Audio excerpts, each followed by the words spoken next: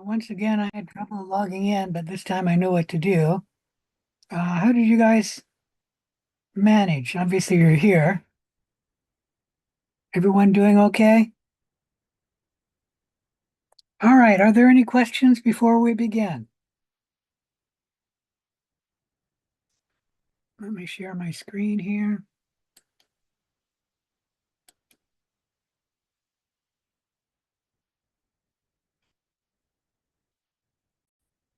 All right. You should be seeing my screen. Of course, right now there's not much to see, but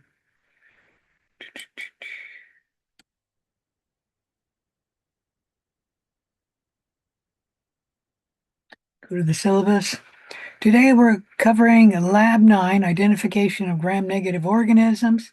Let me remind you, your infectious disease paper is due 11:59 p.m. this Saturday, September, February, sorry, February 21st. Why did I say September? Don't know. Any questions about any of that? All right, let me see. I don't think I need this any further. So I'll tuck that down because my computer's not working very quickly. It's currently making the lecture Zoom file, and so my computer's working really slowly.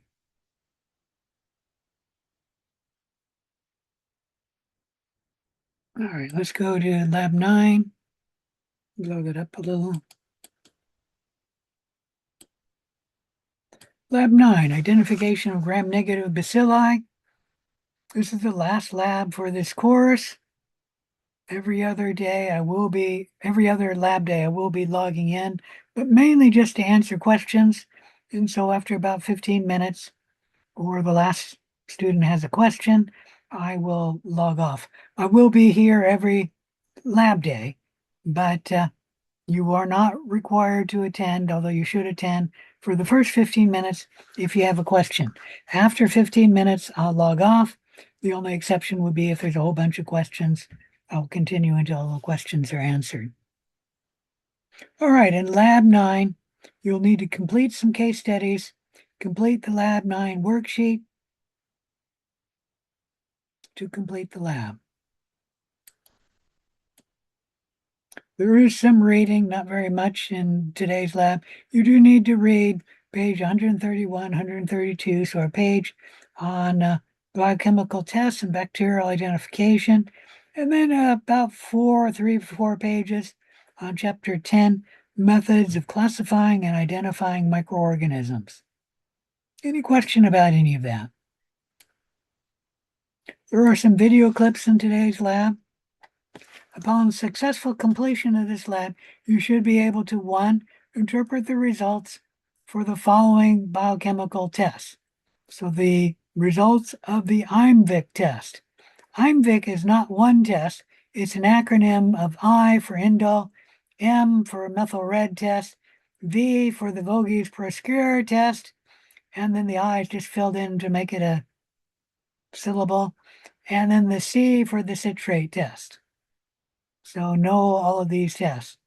And then be able to read the carbohydrate fermentation test, which I believe we've done before, as well as the motility test. We'll talk about that today, and the hydrogen sulfide production test.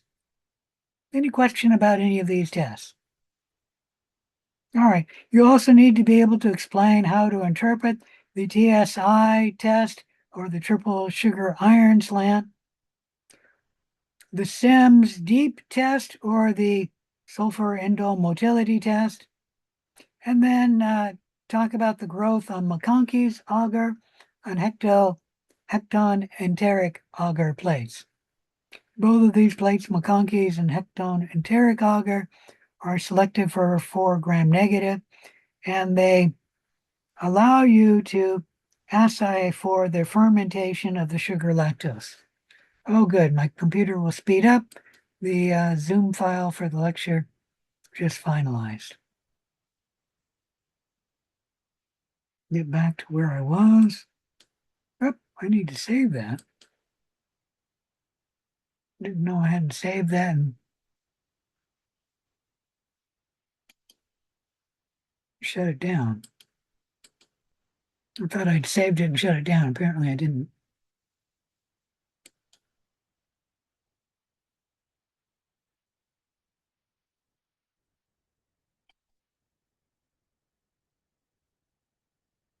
And then three, use biochemical analysis to solve case studies involving gram-negative bacterial infections. So members of the family Enterobacteriaceae are obviously a gram-negative bacilli, and they're all small gram-negative non-spore-forming bacilli, meaning they do not make endospores. They are facultative anaerobes, all of them. The family Enterobacteriaceae is a large family having 53 different genera. 24 of these genera are known to cause human infections. All the members of this family can also ferment glucose, and they're all oxidase negative organisms. Most of these genera are normal microbiota of the intestinal tract, aka we call them coliforms, because they can grow in the intestines. There are opportunistic pathogens, all of these genera here, in that they can cause urinary tract infection, wound infections, pneumonia, and septicemia.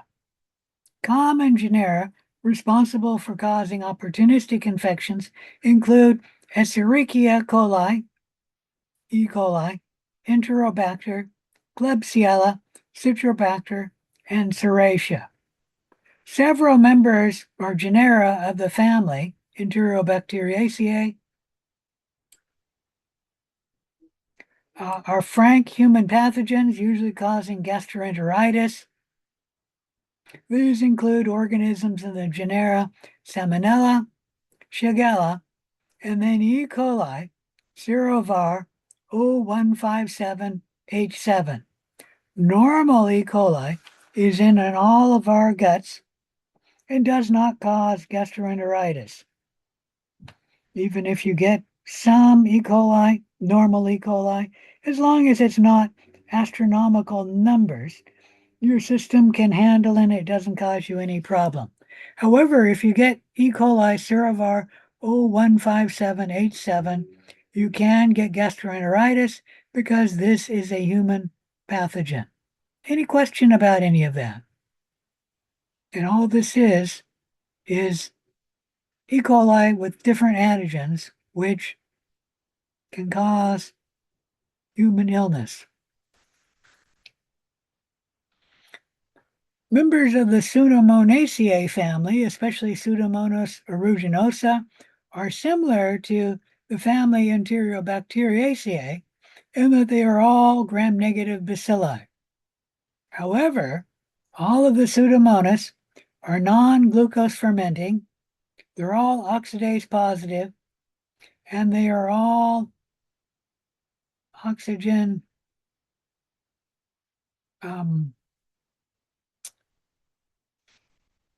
they're all oxygen using, sorry. What's the term? Oxygen using. They're all aerobes, sorry. Couldn't remember the name. They're all aerobes.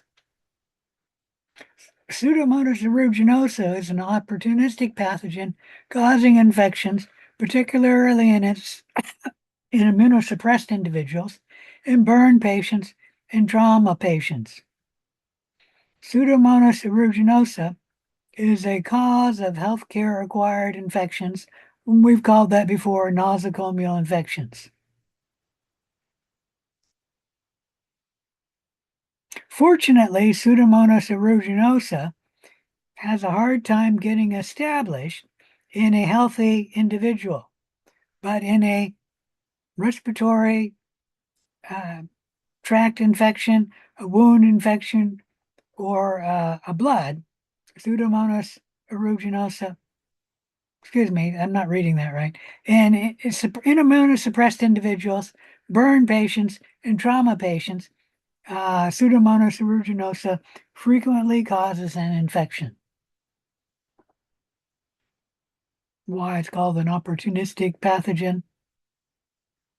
It's important for microbiologists to be able to identify and perform antibiotic susceptibility testing on gram-negative bacilli once they're cultivated from a clinical specimen. In this lab, we're going to talk about several biochemical tests discussed to use or identify gram-negative bacilli. Here we're looking at a whole bunch of them, and here's a whole bunch you can do at one time. You just open this up, take out the metal rod here, put it in the bacteria growing, and then streak the metal rod all the way through. And then you can inoculate 12 tests at one time. We won't talk about this, but I'm just showing it to you. The biochemical test we're going to talk about is the indole test, which is one of them right here.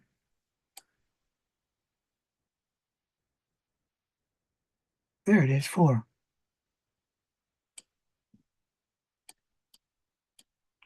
The indole test is a test looking for the production of the enzyme tryptophanase that can convert the amino acid tryptophan into the products of indole and pyruvic acid.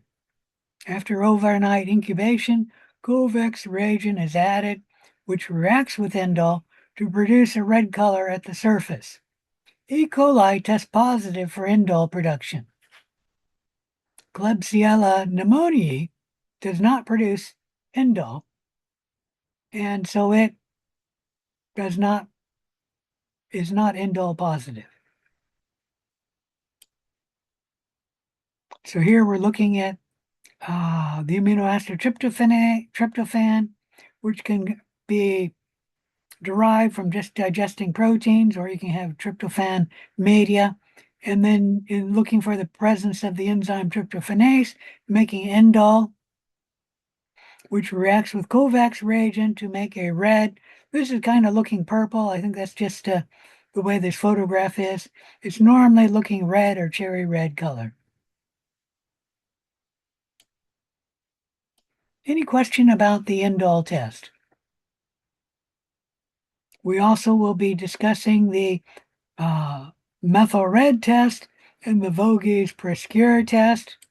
Both of these two tests are looking at the fermentation of glucose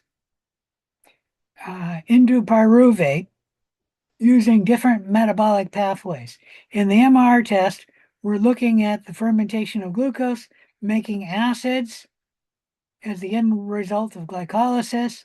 In the VP test, we're also looking at fermentation of glucose in glycolysis, but not making an acid product. We're looking at the production of a neutral product.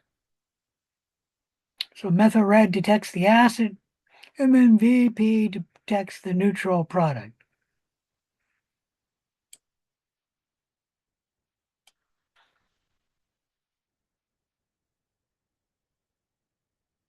The neutral product being pyruvate.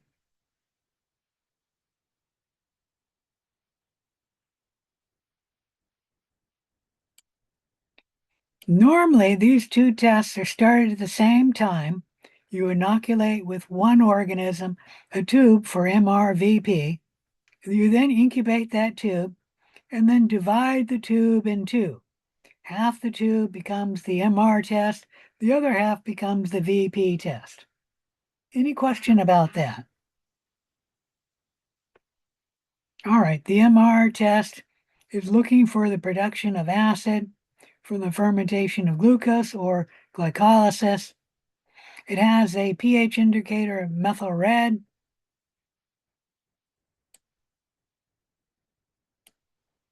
And if the methyl red stays red after adding it, then it's MR positive, meaning acids are produced. On the other hand, in MR negative tube, you add the methyl red, the tube initially, after you add the methyl red, it's red in color, and when you add it, it immediately turns yellow. So that's MR negative. Any questions about the methyl red test, looking for the production of acid?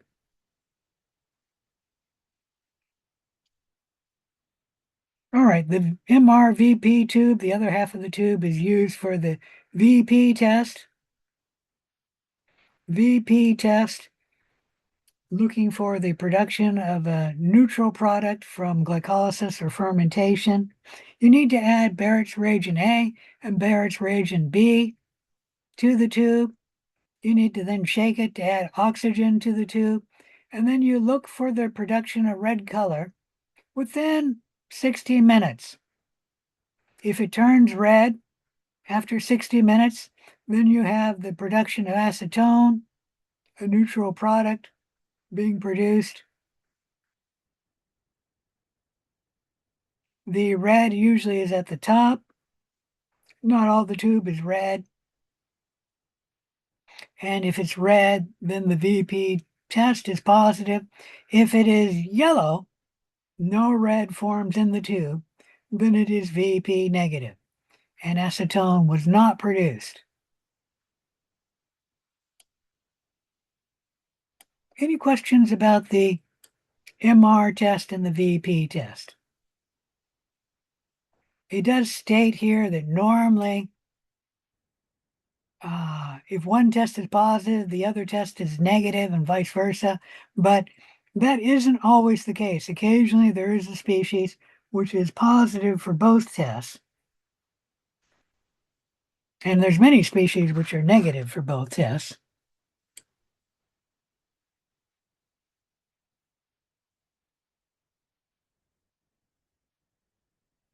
All right, the last of the IMVIC test is the citrate utilization test. Citrate utilization test is to determine whether the bacteria species has the ability to metabolize citrate, because the only carbon and energy source in the tube is the carbohydrate citrate.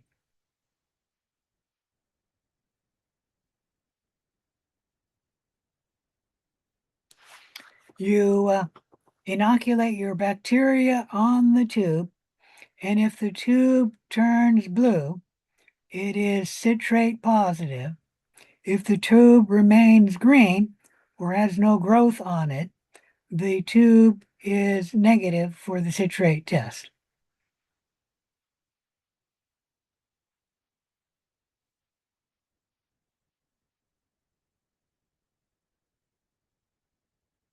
Both E. coli and Shigella cannot metabolize citrate, so they'll be citrate negative. Citrobacter is one which is can metabolize citrate, and it is citrate positive. I don't have in here what that is, citrate positive, do I? Come on. But I remember Citrobacter Feringi is.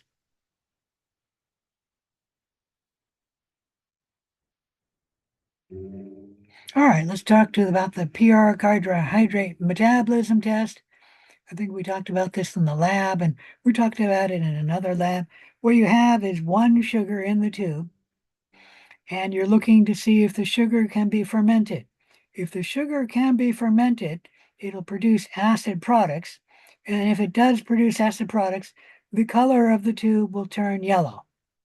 If it cannot ferment the sugar, then the tube will remain reddish or turn slightly pinkish. If you see the tube only is acid, you record it as A for acid production. If it stays pinkish or reddish, you put negative for no carbohydrate fermentation. And if you see it's yellow with a gas bubble in the inverted Durham tube, you put AG for A for acid, G for gas production. Any question about the PR carbohydrate metabolism test?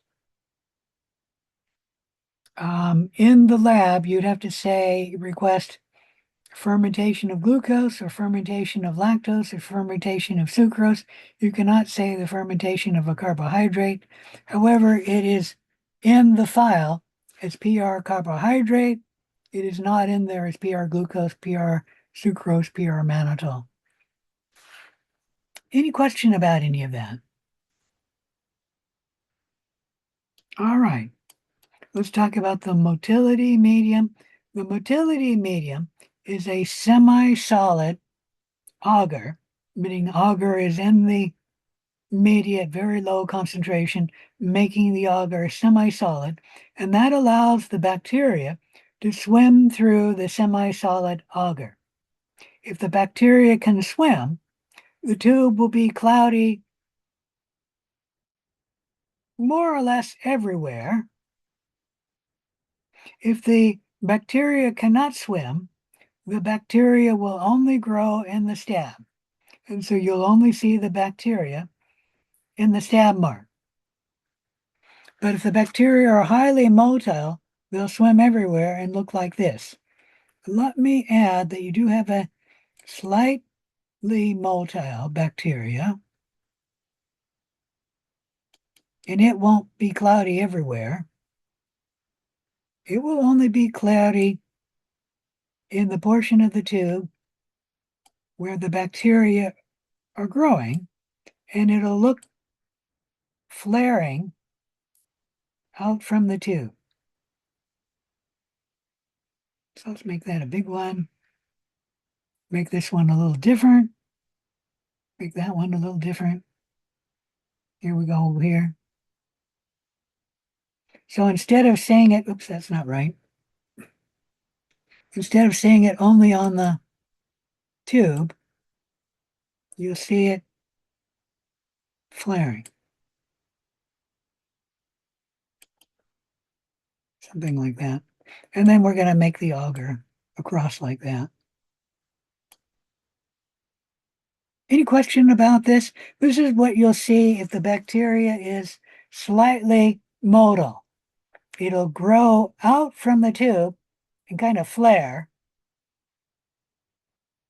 It won't be growing only in the stab mark, in which case it'd be something like that.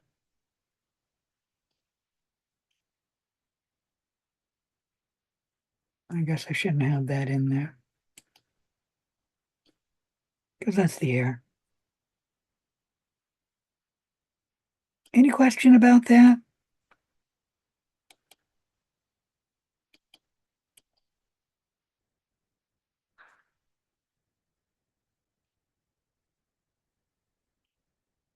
The motility can be determined in the motility medium here, but it can also be read in the SIM or the sulfur indole motility test, because the sulfur indole motility test has agar at low concentration, so the bacteria can swim through it as well. And we'll talk about that test in a little bit.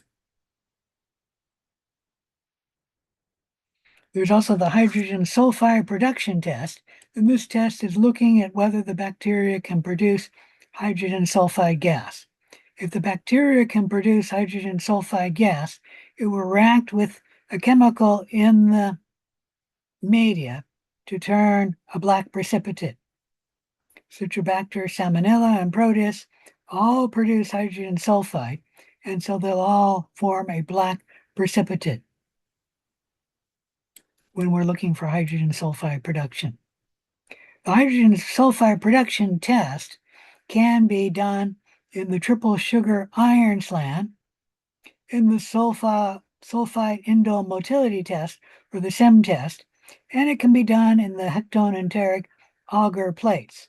So all three of these have the capability of looking for hydrogen sulfide production.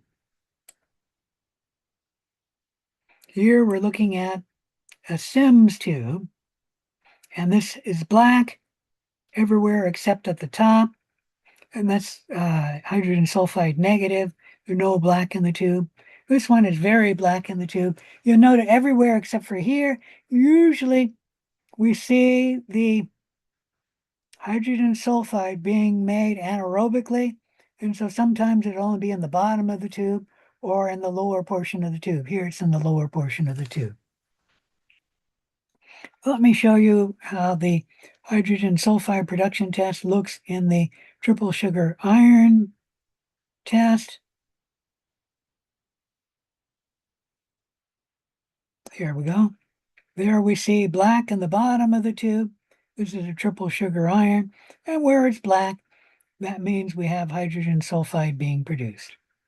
Let me show you in the hectonenteric auger now. These two plates are hectonenteric auger.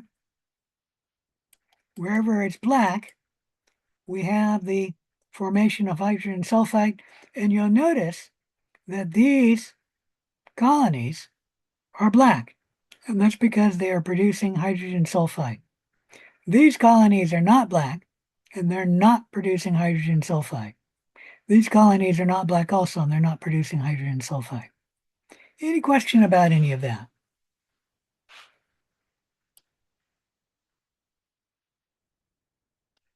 Shrink that down a little. All right, let me talk about the triple sugar iron test or the TSI test. It can be used to look at hydrogen sulfide, but it can be used to also look at growth grown aerobically and then growth grown anaerobically, or at least somewhat anaerobically. What you do with the TSI slant is you get an inoculating needle, and first you, let's pretend this is your, can you guys see this? I put it up to my face here. Yes. Yes? Anyways, you pick up the bacteria and then you get it on a needle. That's not a very good needle. Let's see if I have anything smaller. Nope, I don't. You're going to have to use this as a needle. And then you stab inoculate the tube, like here.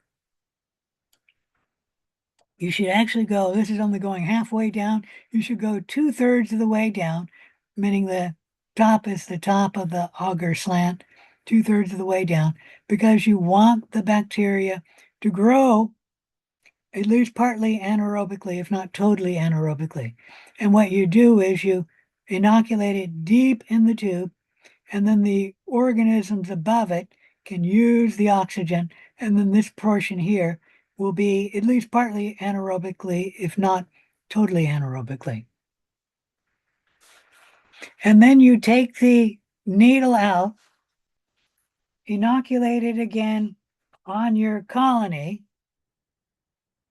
I don't know if you could see that, inoculating the colony. And then in your tube, I'll just show it here. In your tube, pretend the mouse is the needle now. You then streak it in an S-like motion on the surface of the auger slant.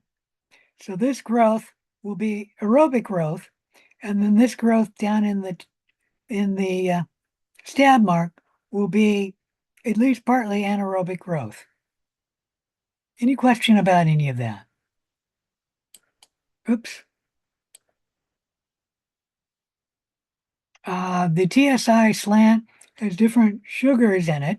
It has glucose, lactose, and sucrose, but the sucrose are at 1% sucrose or lactose, and the glucose is only at 0.1%, so 10 times less glucose. It has phenol red in there as a pH indicator. And that way, if the bacteria can use the sugars, it will turn yellow, and that will be from acid being produced.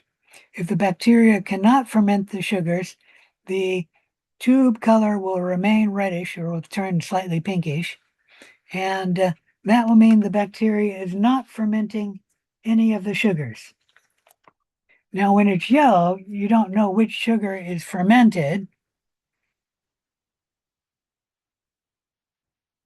It could be all of them. It could be one or two of them. You don't know. So you just have to say the sugars are fermented. If it's pink, then none of the sugars are fermented. So one is the easiest. No sugars are produced. It's pink. There's no black in it. So no hydrogen sulfide is produced. And if you look at the tube here, you can see there's no breaking in the auger, no cracking of the auger. So no gas is being produced. Let's now move over to tube 4 and talk about it. It is yellow, so glucose is fermented, and then it is yellow on both portions of the slant, and the butt. So we know that either lactose and or sucrose is also fermented. And I'll explain how you know that in a little bit. You'll note that there's cracking in the agar. There's also a bubble in the bottom. If you either see cracking or a bubble in the bottom or a bubble in the tube, then you know the gas is produced from the fermentation of the sugar. There's no black in the tube, so there's no hydrogen sulfide being produced. Now let's talk about this tube here, which this isn't the best one. Let's talk about this one here. I'll get to that one. When we look here, we can see that the slant is red, but the butt is yellow. We know that in the case of the slant being red and the butt being yellow, that only glucose is the only sugar being fermented. The reason why the slant is red and the butt is yellow if glucose is being fermented. Initially, if we looked at this tube before the time of the test, the slant would have been yellow because glucose was fermented. However, over time, all the glucose got used up. And then the bacteria, rather than just die, it started started utilizing the protein in the media. So this media has glucose, but it also has a protein. If protein is utilized, it will make a waste product, ammonia. Ammonia is basic, and that will revert the color to red or pinkish, but only where the slant is in the duration of this time. The butt ferments the sugar slowly because the growth happens slower anaerobically than aerobically.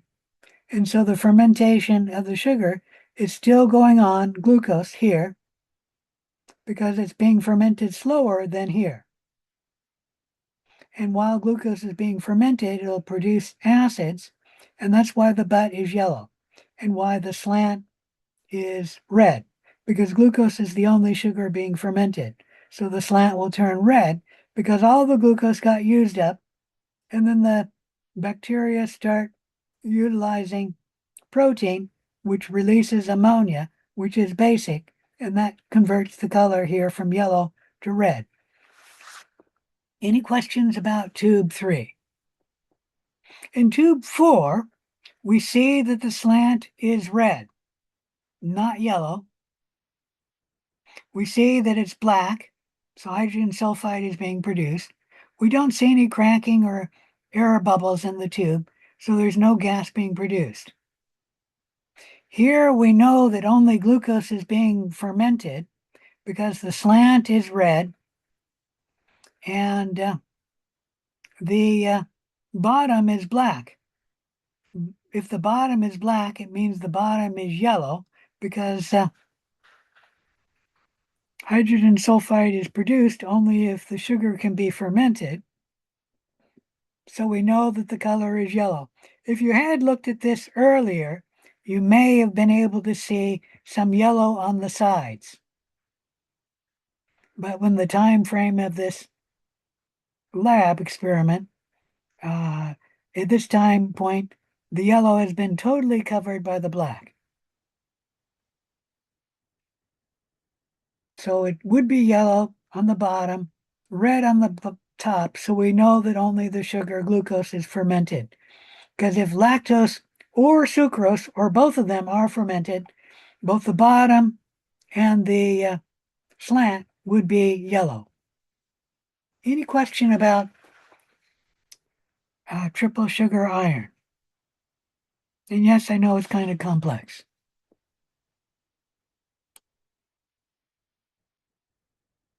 All right, let's talk about the sulfide indole motility test, also called the SIMS test. You stab inoculate the bacteria, incubate them, and then the first thing you do is you add Kovacs reagent. These tubes turn red at the top, so we know indole is in tube 1, 2, 3, and 4. In the control, the negative control, it's yellow, so there is no indole being produced. No indole being produced here either in tube 5. So these are indole negative. These are indole positive. Any questions about that? Remember, you have to add Kovacs reagent before you can determine the Sims tube producing indole. You can also look at the production of hydrogen sulfide gas. If the tube turns black, then hydrogen sulfide gas is produced. The only tube which is turning black, is tube 1. Let me shrink this down a little.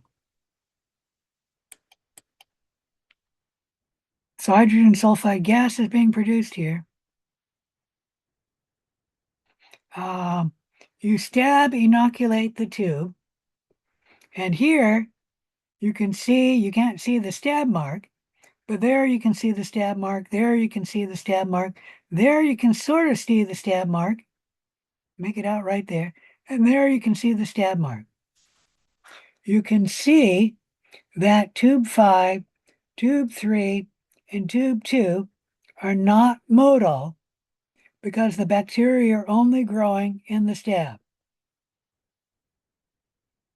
On the other hand, in tube 4, as well as tube 1, you can see the bacteria are growing out of the stab. In tube 1, the bacteria are growing everywhere. That's why it's black everywhere and it's hazy everywhere. You can't really see the haziness, but you can trust me on that.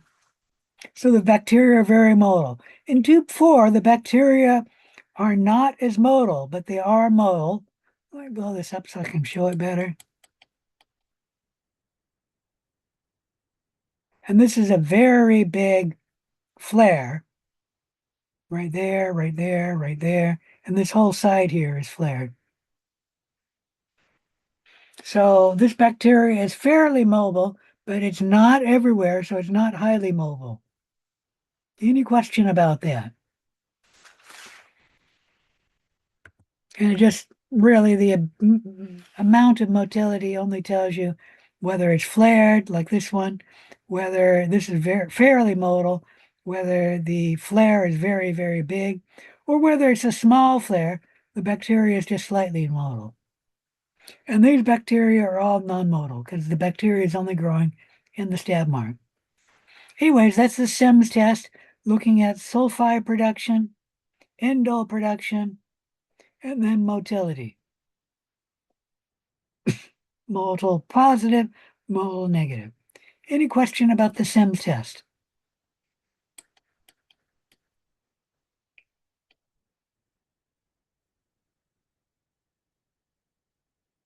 All right. McConkey's and hectoenteric agar select for gram-negative cells.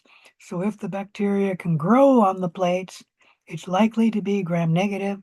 It's not 100% guarantee, but over 95% of the species I've worked with have gone this way, and all of your unknowns follow this.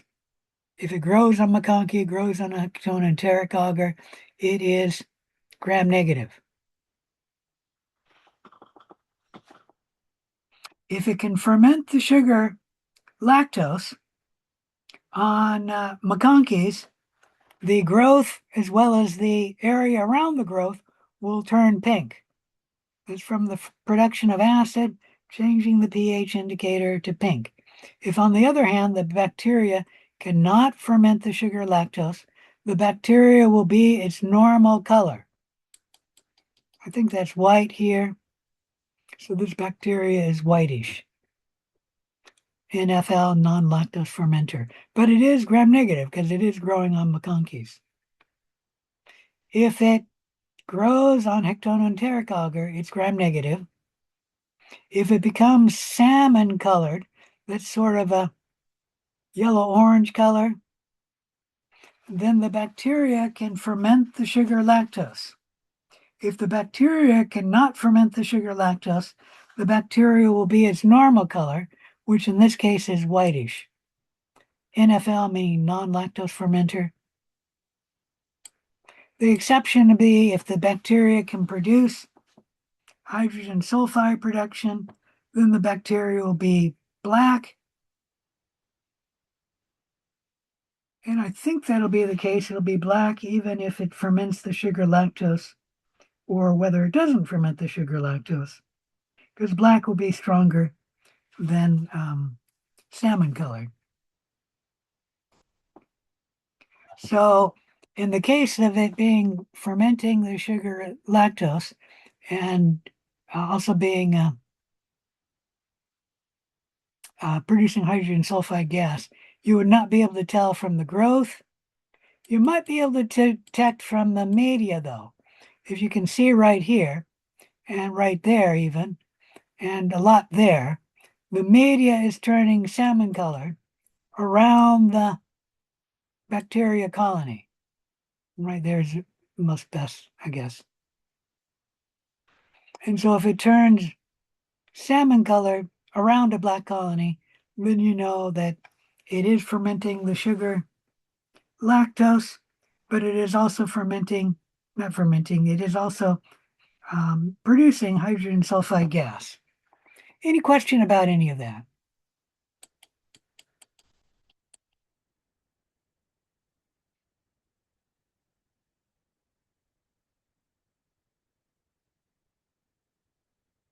All right. While you're not going to be physically performing any of these biochemical tests, because everything we do will be online, you are going to be held responsible for knowing how to perform and interpret them. So view the following video clips. We have a clip on carbohydrate fermentation, a clip on the SIMS test, a clip on the MV and VP tests. And remember, this will be inoculated as one tube, but then split into two separate tests. And then we have a video clip on TSI, uh, PSI test. And then we have a video clip on using McConkey's auger. MicroBuzz does not work, but everything you need to fill in the table has been either supplied in this lab or in a previous lab.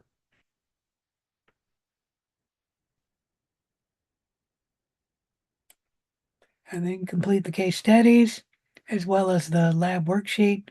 Let me get the worksheet now. Lab 9 worksheet. Review how to interpret the following test by completing the chart.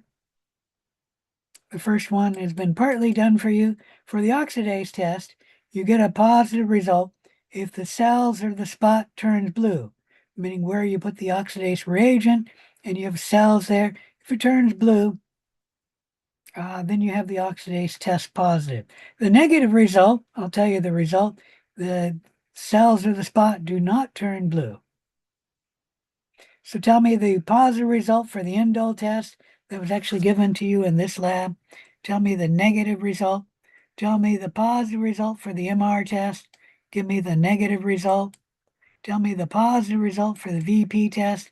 Give me the negative result. So all of these three are, and then the fourth one as well, are from this lab module. Give me the positive result for the citrate test. Give me the negative result. Give me the result if the sugar is fermented, like glucose is fermented in the carbohydrate fermentation test. Tell me the positive result. And then tell me the negative result. So we're only looking at sugar for this one. In the next question we have for carbohydrate fermentation, what do you get? What do you see if you get gas being produced? And what do you see if there's no gas being produced?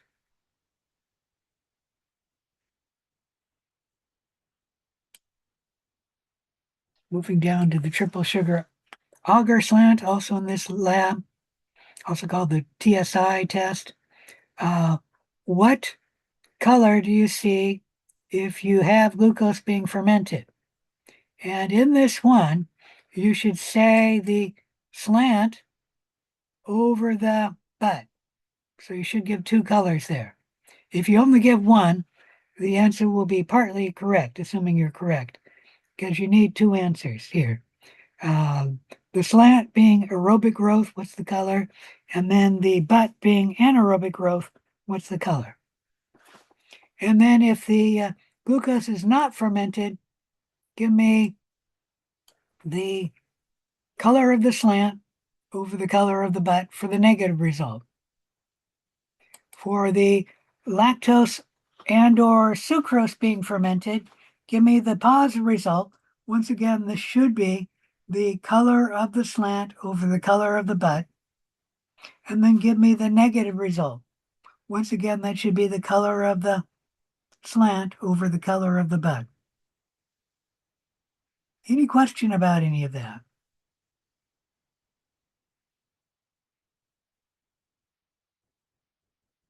All right, for lab 6, excuse me, for the next test, we're going to talk about the SIM auger deep test or the sulfide indole motility test. What color do you see in the tube if sulfide is produced? What color is the tube if it's negative for sulfide production? What color do you see, usually at the top, if indole is produced? What color do you see if it's negative for indole production? And then you have to describe this one, just be brief about it. What do you see in the SIMS tube if it is motil positive, meaning it's positive for motility? And then what do you see in the tube if it's negative for motility? Any question about any of that?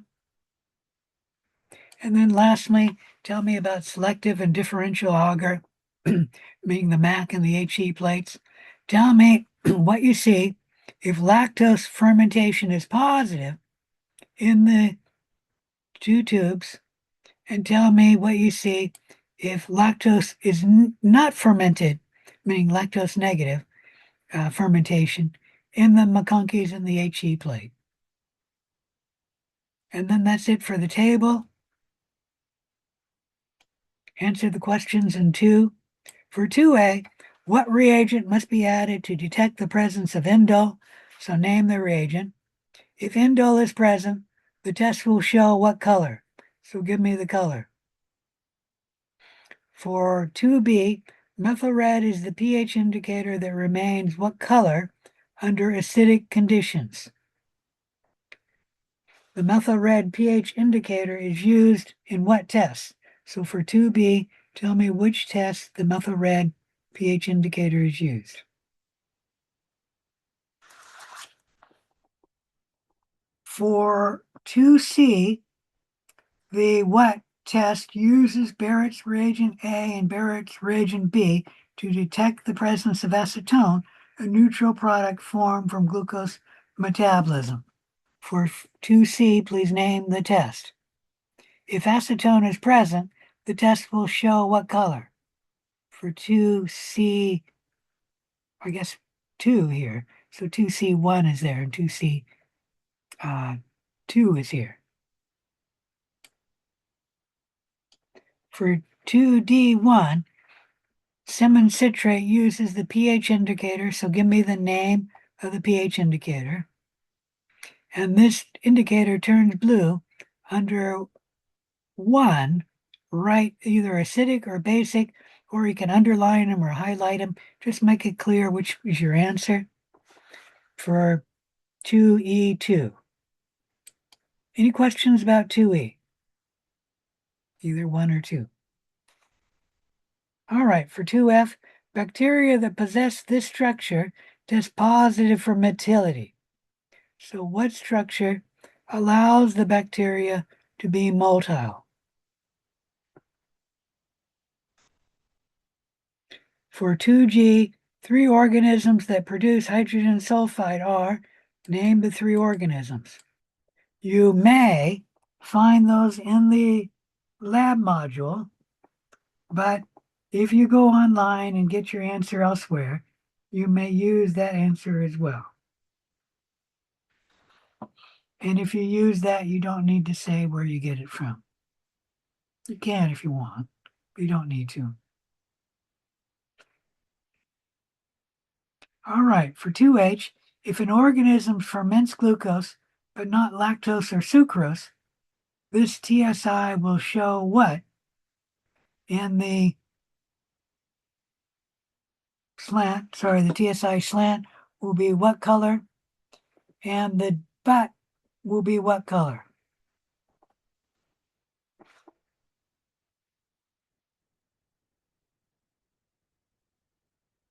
Any question about 2H? For 2J, excuse me, 2I, state the three tests for which SIM is used. So what does SIM stand for? Because that's the name of the test. For 2J, MAC and HE plates are both what in that they inhibit the growth of either gram positive or gram negative. You can either write it here or you can underline it or highlight it. You need to do one for 2J2. And they are also what in that they separate various bacteria based on visual differences from sugar fermentation. Any question about any of that? So 2J1 refers to MAC and HE plates. And what do you call it if they both inhibit the growth of either gram negative or gram bacteria species? And then for 2J2, state whether the bacteria is gram positive or gram negative. And then 2J3, where there's some other cells that were discovered, and we want to separate them and study them because they have visual differences in the sugar fermentation from other organisms that we're familiar with. All right, any questions about 2? If not, then do the case studies. Here is the table to identify the bacteria. So use this table as your key for this lab only in the case studies. Do not use this key for your unknown report or for any other lab for that matter. And the following table add the biochemical test and the results for each bacteria provided in the case studies. So read the case study, and if case study 1 tells you the oxidase test, put it in there. If it tells you the fermentation of glucose, put it in here. Fermentation of lactose, put it in there. So put the results in all of them that the case study studies. And then for case study 1, identify what it is. So from your results here, you can look up at the table and then determine what it is. For example, if the bacteria are capable of, well, producing hydrogen sulfide gas, no, that's a bad one. If they're capable of forming oxidase, it has to be a Pseudomonaceae, like Pseudomonas. And all the other examples are going to be oxidase negative because these are all members of the family Enterobacteriaceae, and all of its members are oxidase negative. So that narrows it down right there. And in this table, there's only one Pseudomonaceae. So if it's oxidase positive, it has to be Pseudomonaceae. Any questions about any of that? All right, let's take a look at case study 1.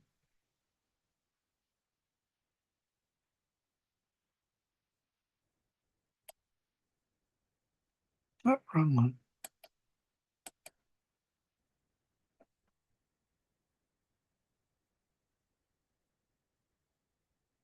I guess I have it in the manual.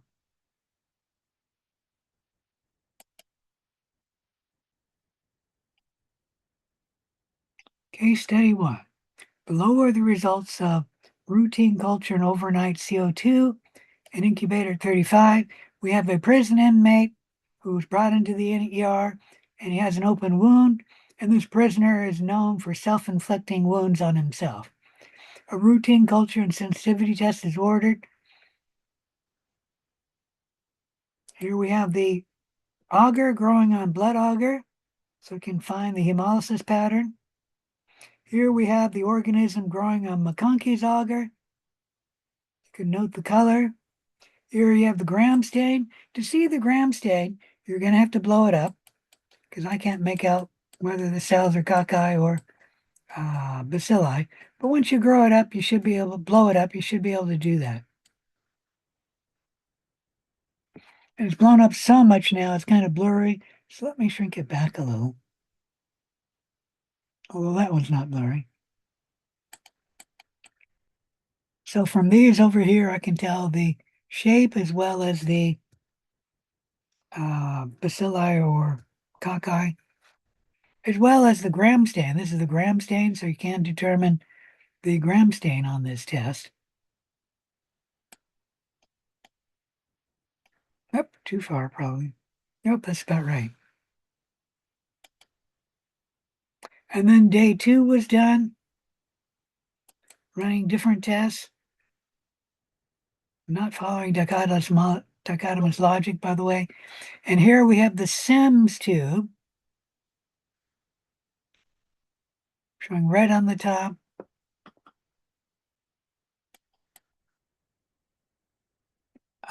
Not cloudy everywhere. B is the MR test, showing red. C, the VP test, showing yellow. D, the citrate test, trying to see if it's growing on that. I don't think it is. Maybe right there, but it's definitely green, so that means it's what in the citrate test? And then the TSI triple sugar iron test, where you can see a bubble here, and cracking in the agar. It's not black, so that means something. And then it's yellow here and yellow there, so that means something as well. Any questions about the case studies? If not, I think I'll leave it up to you, and then I'll be here until at least 8 o'clock, maybe longer, until the last student logs out. We'll say to 8:15, unless the last student logs out. And then once the last student logs out, I'll log out as well. Any questions? Go I ahead. have a question, but it's on lab 8. Oh, Um, so I'll let anybody else ask the questions that they have on this lab if necessary. Okay, nobody else is saying anything. So I wanted to ask you because on the last lab, uh-huh. you had told me that I had missed the first case study and gotten it wrong. And so I was trying to go back through and using the same logic, and I came up with the same result. So I just wanted to see if you'd be able to walk me through where I went wrong with the previous case study. All right, let me find it.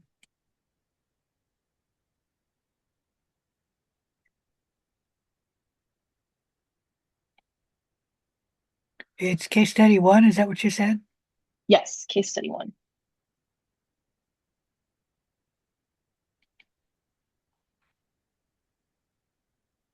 Oh, I'll need the key as well. Oh my goodness. Wants me to restart my computer. Fortunately, I've got a Word document of that one. All right. Case study 1.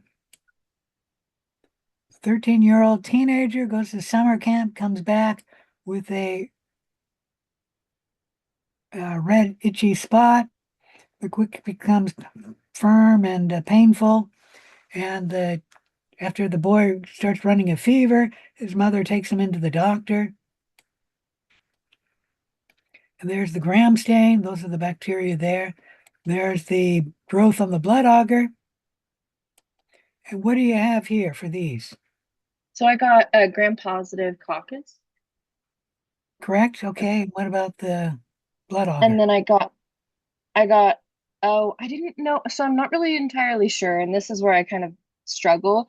I'm not sure what I'm supposed to be looking for when I look at the blood arc auger for this. I jumped straight from the gram stain to the test 1. Okay. For blood agar, you're supposed to be looking at the hemolytic activity of the bacteria. Okay. Okay. Okay. All right. Okay.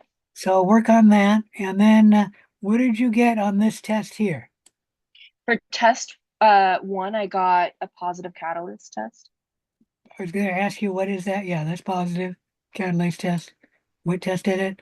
All right. For test two, what test is this? That's the coagulate test, and I got a negative for that. Okay. And then for test three, I told you in the lab that this is growth on mannitol salt agar. And the Boy's bacteria is growing on the left side of the dish. So what does this mean? Again, this is where I'm not entirely sure. All right, so you need to look up what mannitol salt agar is used to assay for, and Okay. then take a look at what's happening here and what's happening there. And it tells you, um, for example, that the bacteria is not Staphylococcus aureus, because Staphylococcus aureus should be yellow in color on mannitol salt agar, and this is not. Is that what you got, Staphylococcus aureus, or what? No, I got Staphylococcus saprophyticus, Okay. And then we have one test here, the Nova Biosin sensitivity test. What did you get which I got here? negative. Negative. Yeah. All right. And let's come take a look at the key. I thought I opened that. I think it said you needed to update Oh, is first. that PDF? That means I have to, I don't want to do that because I'd have to restart my whole computer and then you'd be Y- gone. Yeah, no, I can Can you I open the have the test and then key. show it to me Yes. on Canvas? Actually, I can do that now that I think about it. Okay. Um, I believe that's week 8 lab. Yes. Oh, one more up, sorry. Week 6. Week 6 lab. Yes.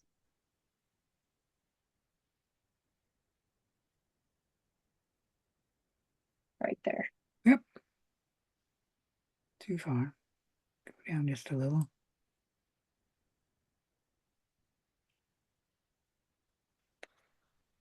It won't show great, but it'll be good enough.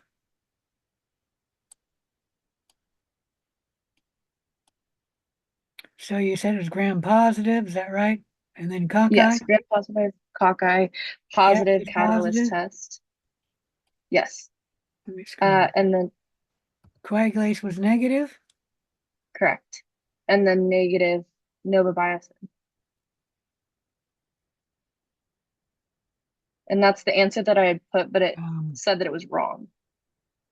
Nova Biosin is negative.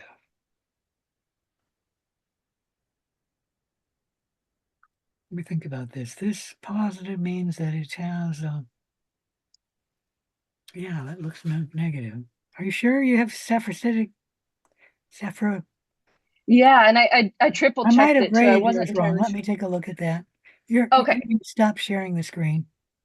no worries.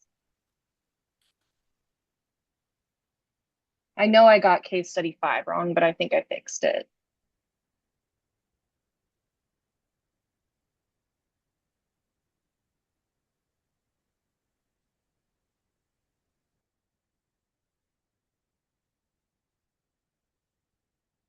Are you Mariah Campbell?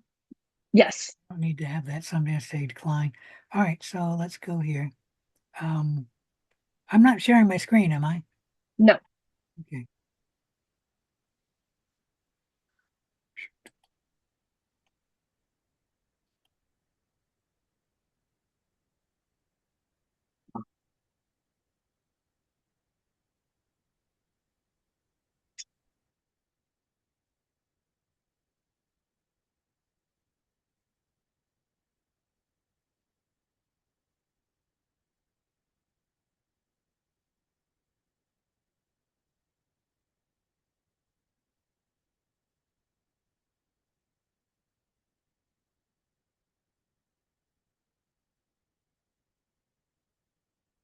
Sorry, I'm having a hard time finding you. Just a minute.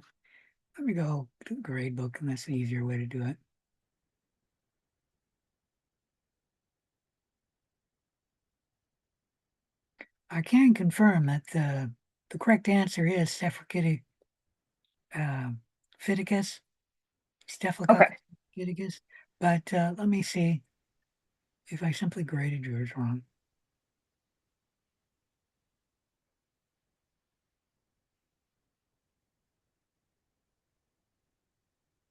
I have you as Mariah Campbell. Is that correct? Yes. I've got you 5 out of 5 for lab 6. For lab 8. Oh,